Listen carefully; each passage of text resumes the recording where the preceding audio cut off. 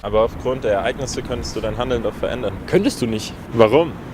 Na, weil du die Zukunft ja schon gesehen hast. Dem Determinismus zufolge liegt es ja nicht in deiner Hand. Alles, was du sehen würdest, wäre das, was passieren wird. Kann mir aber einfach nicht vorstellen, dass die Zukunft nicht beeinflussbar ist. Welche Auswirkungen hätte dann unser Handeln? Na, wenn du die gesamte Zeit als Ganzes siehst, wäre alles Zukünftige ja schon passiert. Sonst könntest du es ja nicht sehen. Damit erübrigt sich die Frage nach den Auswirkungen. Das ist wie bei den 12 Fomodorians. Alles existiert gleichzeitig. Du denkst nur, dass du die Zukunft beeinflussen kannst, weil du sie ja nicht sehen kannst. In dem Moment, in dem du die Zukunft beobachtest, steht sie schon fest. Das ist wie in der Quantenphysik. Aber man kann sich doch einfach anders entscheiden. Damit hätte man die Zukunft ja in eine andere Richtung gelenkt. Klar, aber trotzdem gibt es keine Alternative zu deiner Entscheidung.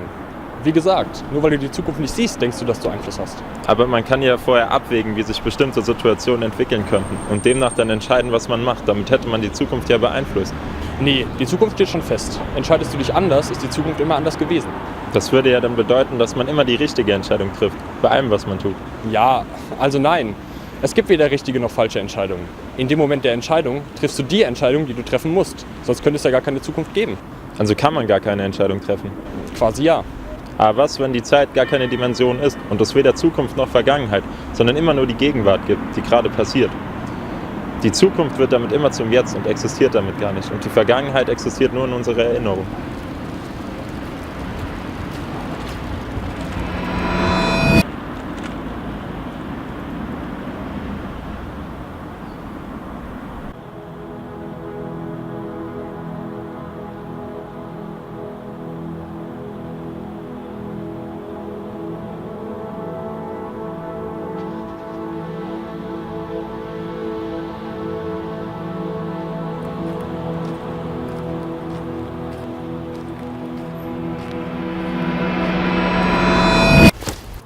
Was? Was, Junge? Was ist dein Problem?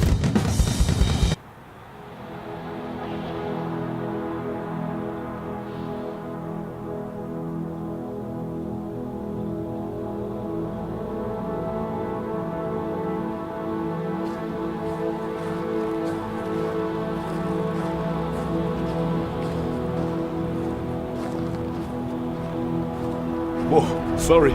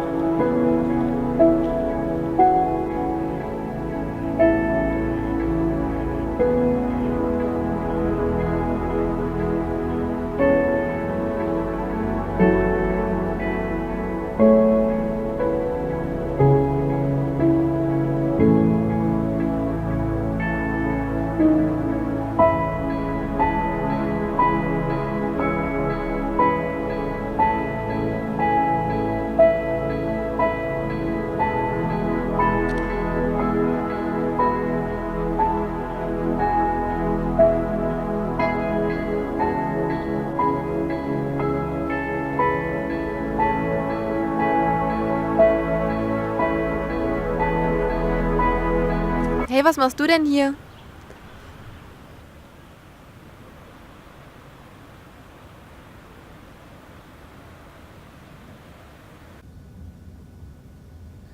Ich weiß es nicht.